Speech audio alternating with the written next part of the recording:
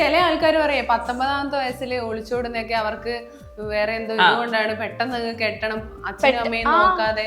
അങ്ങനെയൊക്കെ കുറെ വന്നിട്ടുണ്ട്. അതല്ലാണ്ട് പച്ച 2 കിട്ടിയതാണ് ആ ചേച്ചിക്ക് എന്ത് പ്രാന്താണ് 2 കിട്ടിയ ഭർത്താവിനെ കെട്ടണമെന്നൊക്കെ കൊണ്ട് കുറെ കമന്റ് വന്നിട്ടുണ്ടായിരുന്നു. പിന്നെ അതൊക്കെ അന്നേരൊക്കെ വിഷമമായിരുന്നു. ഒളിച്ചോടി കഴിഞ്ഞപ്പോ സങ്കടമായിരുന്നോ?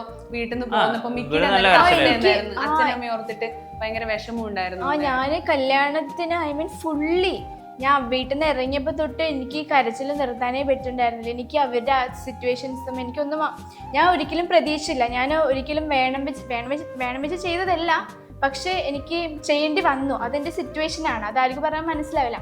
ഞാൻ എന്തെന്ന് പറഞ്ഞാൽ എനിക്ക് ആ ടൈമിൽ പഠിക്കണം, വീട്ടുകാരുടെ കാര്യം എല്ലാം എനിക്ക് തിങ്ക് ചെയ്യണം. വീട്ടുകാർ എന്തായാലും എൻ്റെ അടുത്തേക്ക് തിരിച്ചു വരും എന്നുള്ളൊരു മെന്റാലിറ്റി ഉണ്ടായിരുന്നു. പക്ഷെ എൻ്റെ മൈൻഡിൽ ഞാൻ അങ്ങനെ ഒളിച്ചോടില്ല. ഞാൻ പഠിച്ചു കഴിഞ്ഞ് ജോബായി എനിക്കൊന്ന് സെറ്റായിട്ട് ഫിനാൻഷ്യലി ഞാൻ സെറ്റാകുമ്പോൾ മാരേജ് ചെയ്യാം എന്നുള്ളൊരു മെന്റാലിറ്റി ആയിരുന്നു.